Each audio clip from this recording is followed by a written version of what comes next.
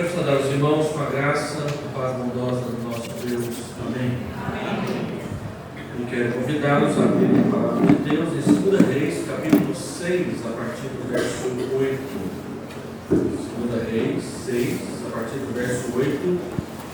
Enquanto os irmãos abrem, nós queremos agradecer a hospitalidade da igreja, o privilégio que é poder vir ao time e conhecer a palavra do Senhor da igreja presbiteriana aqui nessa região. Nós levamos gratidão, mais uma vez a alegria de poder rever o pastor Marcos Reis, nosso amigo pessoal.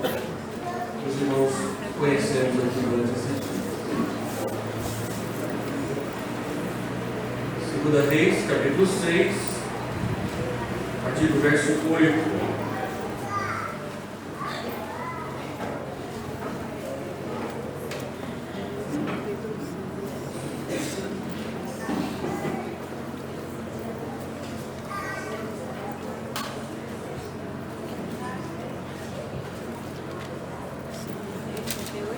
A palavra do Senhor diz: o rei da Síria fez guerra a Israel e em conselho com seus oficiais disse: em tal e tal lugar estará o meu acampamento.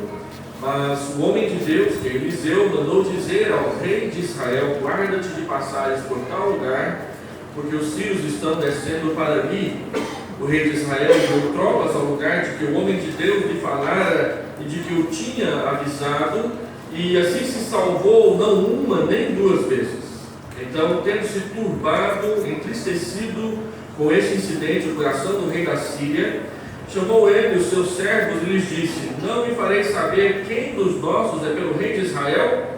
Respondeu um dos seus servos: ninguém, ó rei, meu senhor, mas o profeta Eliseu, que está em Israel, faz saber ao rei de Israel as palavras que falas na tua câmara de dormir, lá no quarto de dormir. Ele disse: ide ver de onde ele está, para que eu mande prendê-lo. Foi-lhe dito: eis que está em Dotã. Então enviou para lá cavalos, carros e fortes tropas. Chegaram de noite e cercaram a cidade. Tendo se levantado muito cedo o moço do homem de Deus e saído, eis que tropas, cavalos e carros haviam cercado a cidade. Então o seu moço lhe disse: ai, meu senhor, que faremos? Ele respondeu: não temas, porque mais são os que estão conosco do que os que estão com eles. Orou Eliseu e disse: Senhor, peço-te que lhe abras os olhos para que veja. O Senhor abriu os olhos do moço e ele viu que o monte estava cheio de cavalos e carros de fogo em redor de Eliseu. E como desceram contra ele, orou Eliseu ao Senhor e disse: fere, peço-te, esta gente de cegueira, feriu-a de cegueira, conforme a palavra de Eliseu. Então Eliseu lhes disse: não é este o caminho, nem esta a cidade. Segui-me e guiar-vos-ei ao homem que buscais. E os guiou a Samaria. Tendo eles chegado a Samaria, disse Eliseu: ó Senhor, abre os olhos destes homens, para que vejam. Abriu-lhes o Senhor os olhos e viram, e eis que estavam no meio de Samaria. Quando o rei de Israel os viu, perguntou a Eliseu: feri-los-ei, meu pai? Respondeu ele: não os ferirás. Fere aqueles que fizeres prisioneiros com a tua espada e o teu arco, porém a estes manda pôr-lhes diante pão e água, para que comam e bebam e tornem ao seu senhor. Ofereceu-lhes o rei grande banquete, e comeram e beberam, despediu-os e foram para seu senhor. E da parte da Síria não houve mais investidas na terra de Israel. Feche seus olhos para orar. Deus, nós estamos diante de Ti. Queremos pedir que a Tua palavra seja lâmpada para os nossos pés, luz para os nossos caminhos, e seja, Senhor Deus, a revelação para as nossas almas de tudo o que o Senhor deseja nos revelar a respeito de Jesus e da Tua salvação. Queremos pedir que o Senhor se assente ao nosso lado para explicar, por meio do Teu Espírito, a Tua palavra à nossa alma, ao nosso entendimento. Que ao entender sejamos prontos e preparados para obedecer aos Teus ensinamentos e seguir andando contigo por onde quer pedindo essas bênçãos sobre essa igreja que comemora aniversário de fundação, para que ela se veja na tua presença e perceba o Senhor ao seu redor, protegendo e guiando os seus passos. Amém. Nós oramos em nome de Jesus. Amém. Eu gostaria de ir direto ao ponto, e eu quero falar nessa noite sobre Deus abrindo os nossos olhos para ver. Se você prestou atenção na leitura, você perceberá ou percebeu que a estrutura do texto aqui, da narrativa de 2 Reis, ela é dividida em 3 partes que são conduzidas por 3 orações, 3 pedidos de Eliseu ao Senhor. O primeiro pedido, ele pede para que Deus abra os olhos do seu moço, que aqui no texto não fala o seu nome, não é mais Geazi, porque desde 2 Reis 5, Geazi não é mais o moço que anda com Eliseu devido ao pecado que ele havia cometido. Abra os seus olhos para ver. Segundo, ele faz uma nova oração pedindo para que Deus feche os olhos dos soldados para que eles não vejam.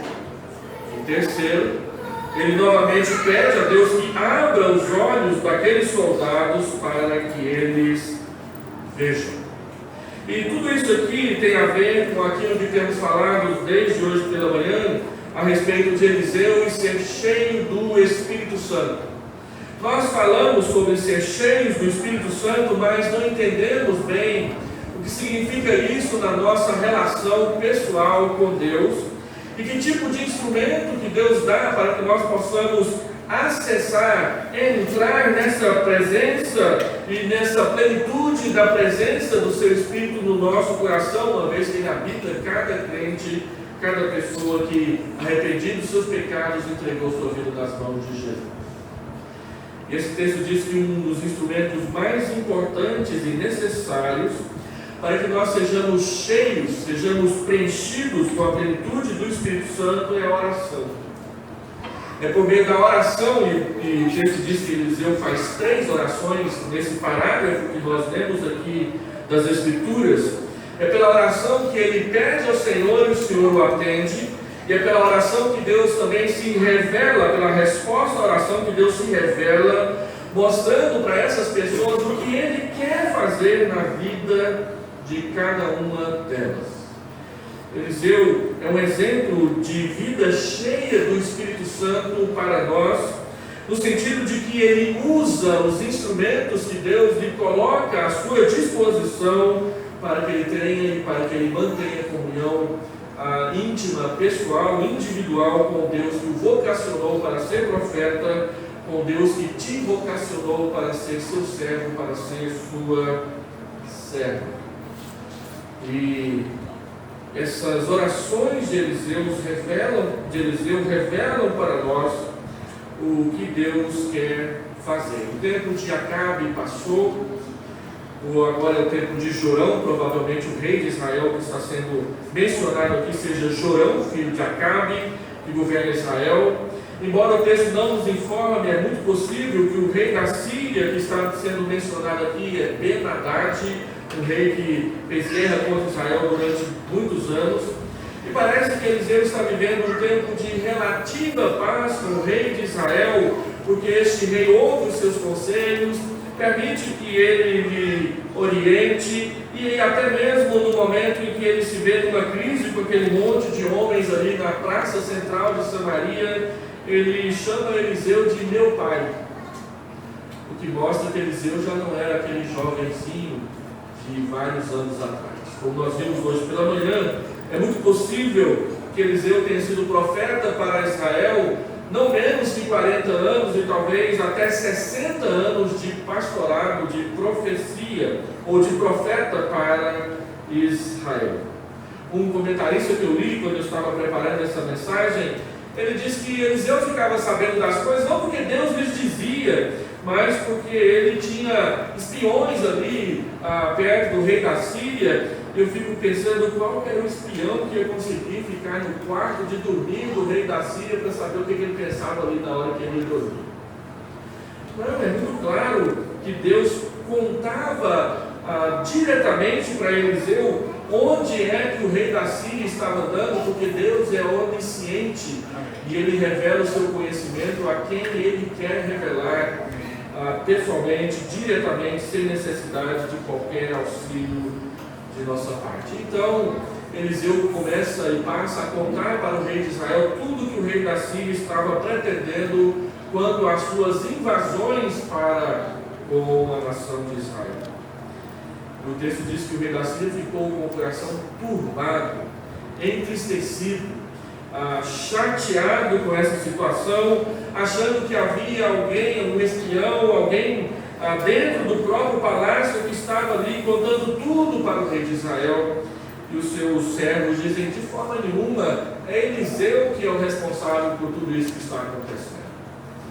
Então, onde ele está, que eu quero prendê-lo, ele está em Dotã, e o rei da Síria se acha tão mais poderoso e tão mais forte que o rei de Israel, que ele trata Israel como se fosse o quintal da Síria, onde ele pudesse entrar e sair a hora que bem quisesse, invadir ali, buscar quem ele quisesse, cercar a cidade que ele quisesse. Israel não teria um pingo de chance contra os seus exércitos, e o texto diz que ele manda fortes tropas para prender o único homem que lhe estava causando prejuízo, e o nome dele era Eliseu. E eles chegam de noite, eles cercam a cidade, e de manhã, bem cedo, quando o moço que morava ali com Eliseu acorda para preparar o café da manhã, e chega ali na cozinha para lavar o coador do café, ele percebe que a cidade toda está cercada e ele entra em desespero. Senhor, o que nós vamos fazer?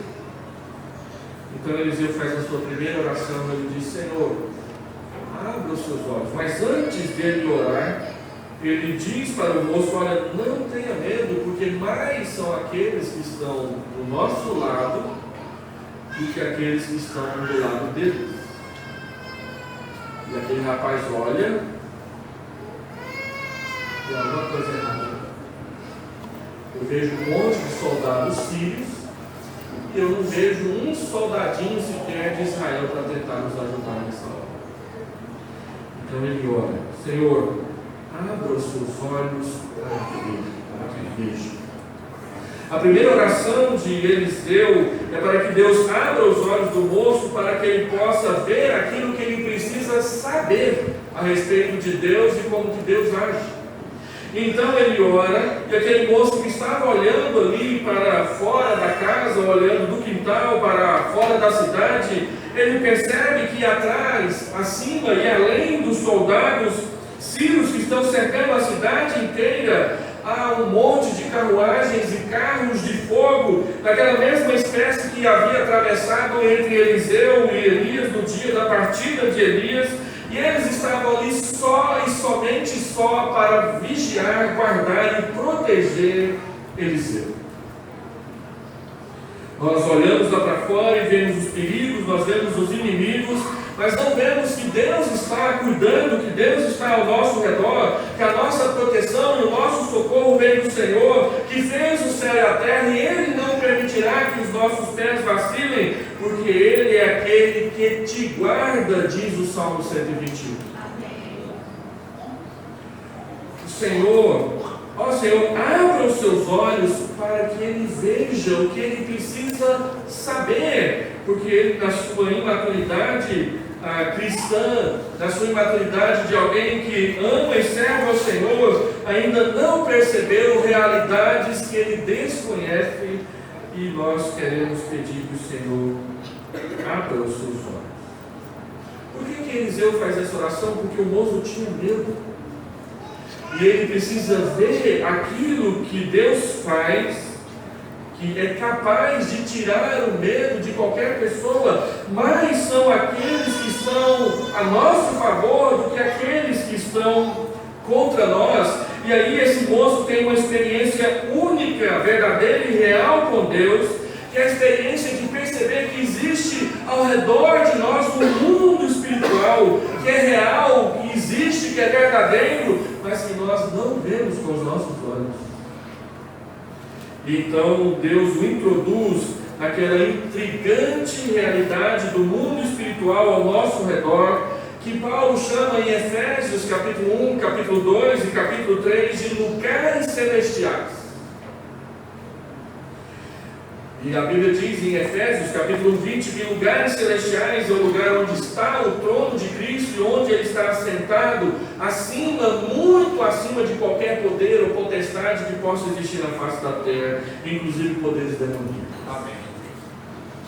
Efésios capítulo 2, versículo 6 diz que nós também fomos ressuscitados com Cristo e estamos assentados com Ele nos lugares celestiais. Efésios 2, 6. E Efésios capítulo 3, versículo 10, diz que a igreja de Deus proclama a sabedoria de Deus aos principados e potestades do mal nos lugares celestiais. E Paulo diz em Efésios capítulo 6 que a nossa luta não é contra carne e sangue, mas contra os principados e potestades, os dominadores do mal que estão ao nosso redor. Mas se você chega ali fora e olha para um lado e olha para o outro, você não vê nada. Mas eles estão ali. Deus permite aquele moço, naquele momento, perceber, ver aquilo que ele não sabia, mas que ele precisava saber. Quando você entrega a sua vida para Jesus, você entra numa realidade espiritual que você não conhecia, mas que pelo fato de você não conhecê-la, não quer dizer que ela jamais tenha existido. Anjos, demônios, arcanjos, Miguel, Daniel, Rafael, esses anjos que trazem a revelação de Deus estão por aí. E um dia nós nos conheceremos pessoalmente, se Deus assim for servido, nos permitir estar na sua presença. Nós vivemos no mundo do 3D, altura, comprimento, profundidade, largura. Mas a Bíblia diz que existe um mundo 4D, a quarta dimensão, que é aquela dimensão que ultrapassa os nossos sentidos, os nossos olhos, os nossos sentimentos, e que Deus a conhece muito bem. E muitas vezes Ele coloca essa dimensão onde estão os anjos para servir o seu povo. Amém. Não é aquela realidade espiritual do Yixing, do Yin e Yang, do preto e branco, do positivo e do negativo, simplesmente, ou do bem e do mal, que é muito explorado nos filmes e nas revistas, em quadrinhos, que o bem e o mal estão sempre lutando um com o outro, tendo mais ou menos a mesma força. O mundo que Deus criou está além do nosso mundo, e que Ele diz: olha, deste mundo vem socorro de Deus para aqueles que o temem e servem.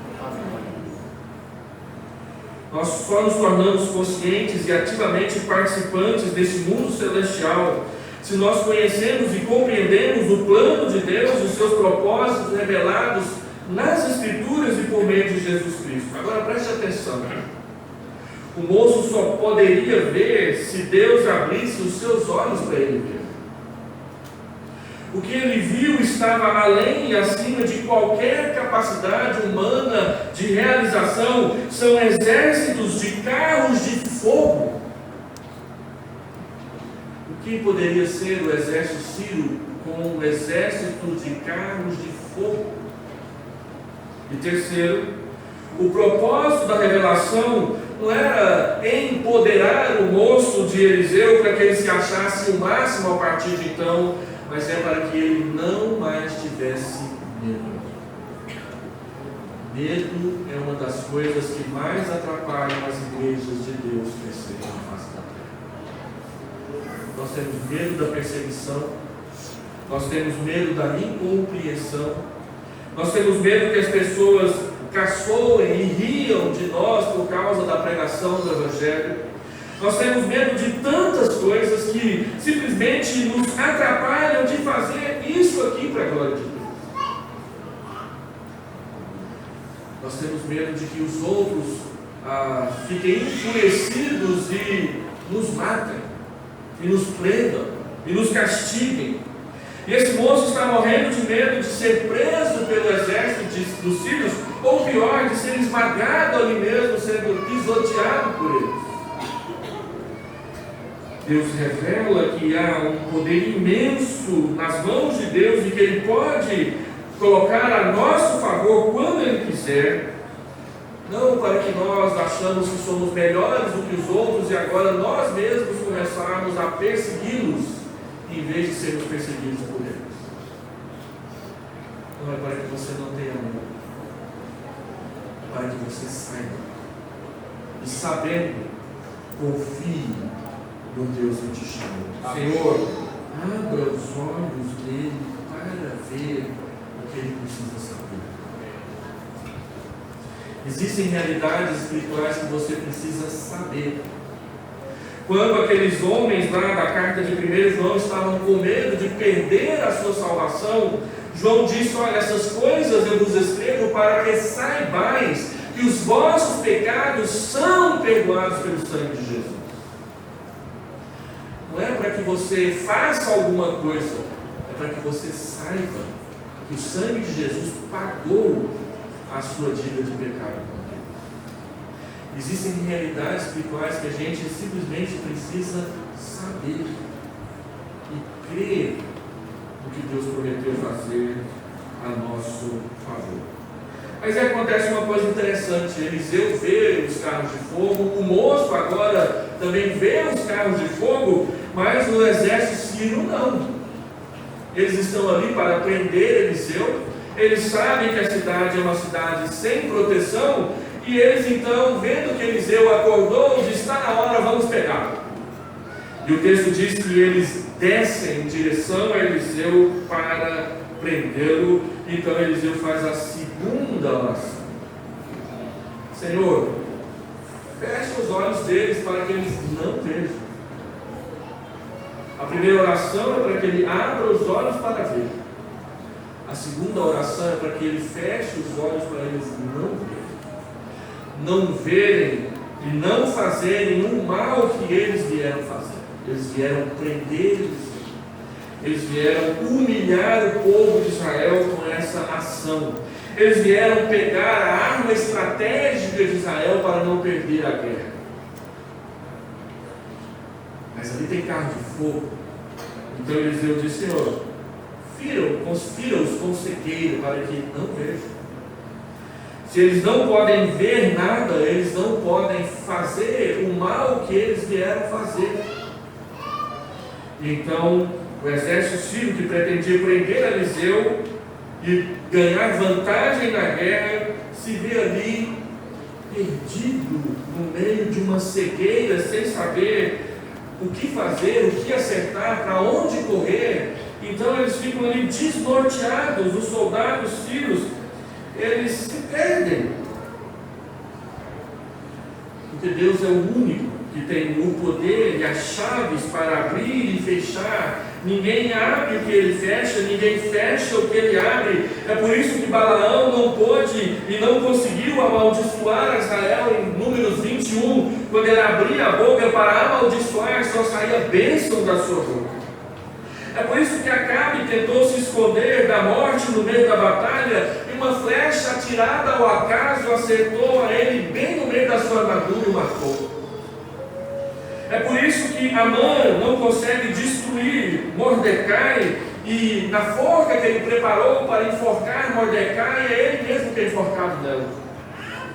É por isso que os sábios da Babilônia não conseguem matar a Daniel, embora tentem. E Deus fecha a boca dos leões que estavam famintos. É por isso que Jonas compra passagem para fugir da presença de Deus. Um peixe o engole vivo e o vomita exatamente na praia, em direção do lugar para onde ele não queria ir. Mas foi. É por isso que Jonas prega o sermão mais curto do mundo e uma cidade inteira se converte. Ainda 40 dias em Nínive será subvertido. Arrependei-vos. Não precisa nem de aula de homilética para fazer isso. E ele senta lá: agora eu quero ver essa cidade converter. Um sermão curto igual esse, ninguém converte. E todo mundo se arrepende. 120 mil pessoas. Eu acho que o Billy Graham tinha muita vontade de pregar um sermão que convertesse tanta gente assim. Deus fecha os olhos para que não vejam e não façam o mal que vieram fazer. E é interessante que eles ficam cegos e ficam dóceis. Porque Eliseu chega diante deles com a ironia mais engraçada do texto e diz: não é este lugar e não é esta pessoa. Eu vou levar vocês para o lugar certo. E eles aceitam. E Dotã ficava a pelo menos 14 quilômetros de Samaria. Eu andei uma vez 14 quilômetros quando eu fiquei sabendo que a Edneia estava lá na cidade. Eu queria pedir ele namoro. Eu andei 14 quilômetros para poder pedir ele namoro. 1h30 de caminhada de quem está sozinho e com pressa. Mas aqui nós temos um exército de cegos. Quanto tempo eles devem ter gastado para andar 14 quilômetros? Eu penso até que eles fizeram aquela filinha indiana. Olha, Eliseu chega para eles e fala assim: dá a mão aí pro outro e me segue. Tudo de mãozinha dada, ele os leva para Samaria. E Samaria não era uma cidade igual Dotã, sem muro e sem guarnição. Samaria tinha uma muralha ao seu redor de 8 metros de altura por 12 ou 10 metros de largura, se eu não me engano. Então, quando Eliseu chega lá com aquele monte de homens, os soldados estão lá em cima, e aí Eliseu abre o portão: eu quero levar esse pessoal lá dentro. E ele os leva para o centro da cidade, para a praça central de Samaria. Então Eliseu faz a terceira oração: Senhor, abra os olhos deles para que vejam. A primeira oração é para que Deus abra os olhos do moço para que ele veja o que ele precisa saber. A segunda oração é para que Deus feche os olhos desses soldados para que eles não vejam e não façam o mal que eles vieram fazer. Mas a terceira oração é para que Deus abra os seus olhos para que eles saibam o que Deus quer fazer. Ele abre os seus olhos, eles estão no centro de Samaria, sem armas e com o exército de Samaria ao seu redor. E o rei pergunta: posso matar? Posso matar? E Eliseu diz: mata quem você prendeu com a sua espada e com o seu arco. Tem alguém aqui que se habilita? Não tinha ninguém ali que tinha sido preso pelas mãos de Jorão. Todos estavam ali porque Deus os havia desarmado e os levado até aquele lugar. Mas preste atenção: Eliseu diz: não é para matar, é para alimentar, matar a sede e devolver em segurança. Peraí, mas é o meu pior inimigo, ele está atrapalhando a minha vida aqui, eu vou deixar embora, ainda tenho que dar comida para eles. Aí o rei percebe o que Eliseu está querendo fazer, não só dá pão e água, dá um banquete e eles comem mais ou menos como nós comemos hoje aqui no almoço. Bem, o texto diz que quando eles voltam para a Síria, ficou um tempo sem ter guerra entre Israel. Vocês ficaram com vergonha. Como é que nós vamos atacar um povo que dá comida para a gente? Assim de grátis. Mas isso aqui é para revelar o que Deus queria fazer. A palavra de Deus diz que Deus é o Todo-Poderoso, Ele é o Onipotente. Mas Deus não usa o seu poder para fazer o mal. Deus usa o seu poder para fazer o bem. Deus queria mostrar para essas pessoas que Ele estava usando de misericórdia para com eles. Ele podia destruí-los do jeito que Ele quisesse, a hora que Ele quisesse, usando os exércitos que Ele tem lá no céu, as miríades de anjos que nós nem sequer vemos com os nossos olhos, mas estão aí, e Ele pode enviar sobre nós a hora que Ele bem quiser, mas Ele não quer destruir as pessoas, Ele quer salvar as pessoas, e Ele então salva esses homens do mal que eles vieram fazer, perdoando-os e os mandando para casa em segurança. Deus é bom. Ele pode fazer o mal mas Ele não faz. Ele pode castigar as pessoas, mas Miqueias diz que o seu prazer não está no castigo, o seu prazer está na misericórdia, o seu prazer está no perdão. Deus poderia fazer o que quisesse com estes homens, eles estavam presos em Samaria, mas Deus os libertou. E o que isso nos lembra? Isso nos lembra Jesus. Conhecereis a verdade vos libertará, João 8:32. Aí você leu o 33, você leu o 34, você leu o 35, e o 36 diz: se o Filho vos libertar, verdadeiramente sereis livres. Quando Deus faz isso aqui, nós vemos uma revelação do que Jesus faria conosco e os nossos pecados no Novo Testamento. Deus os traz ali não para prendê-los, matá-los e exterminar as suas vidas. Deus os traz ali para abrir os seus olhos para que vejam os seus propósitos bons para com a vida deles. E muitas vezes Deus faz isso conosco e na nossa vida. Ele nos traz, Ele nos fere de alguma forma, Ele nos desarma para poder mostrar para nós não que Ele é mau, mas que Ele é bom. Ele tem bons desejos e boa vontade para conosco.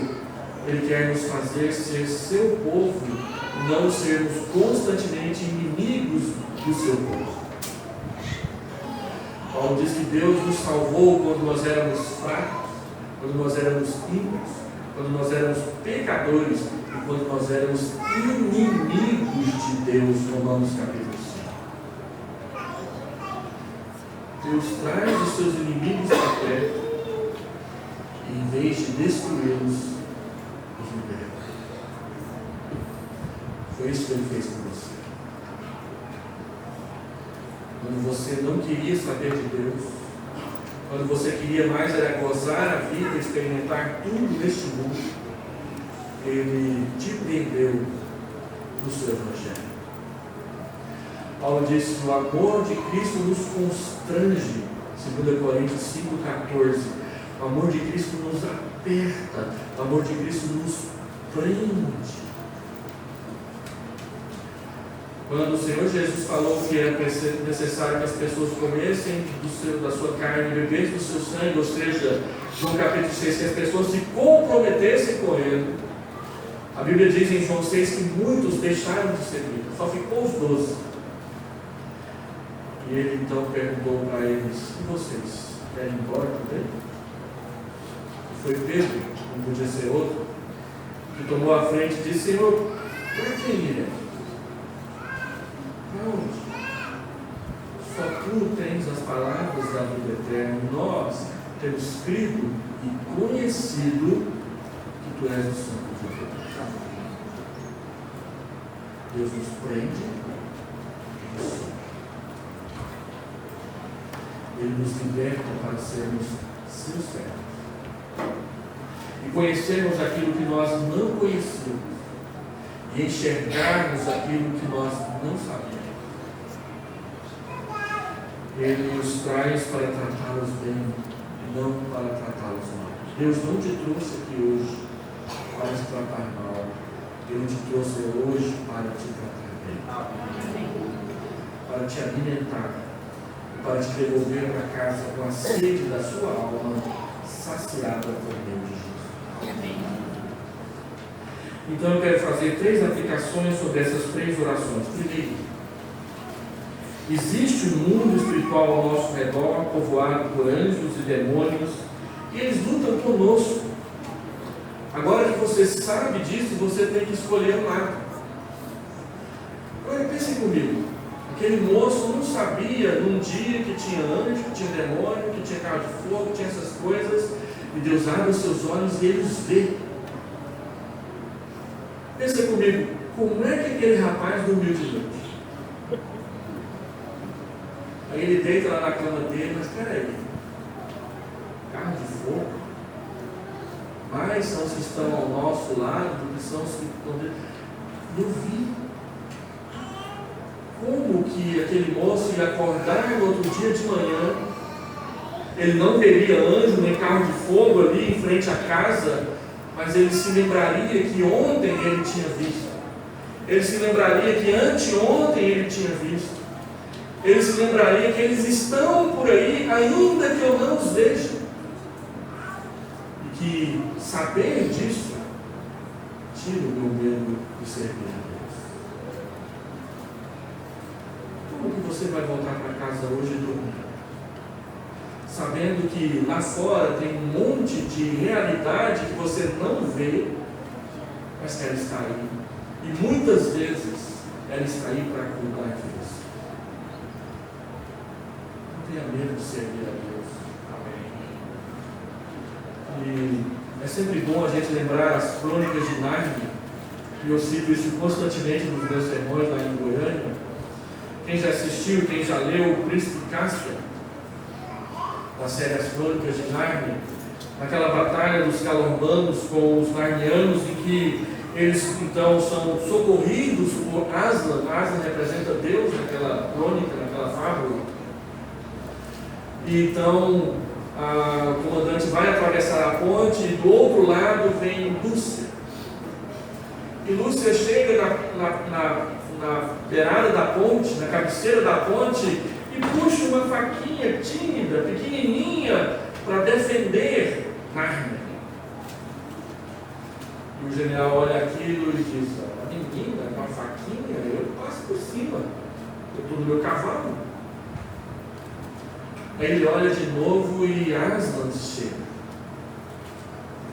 E ele vê o leão, ele vê Lúcia, e ele pensa assim: passo por cima.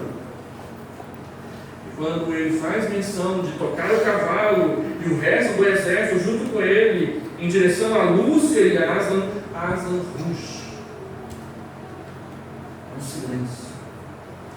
As águas do rio se abaixam e o rio vem para ajudar. E a batalha é vencida.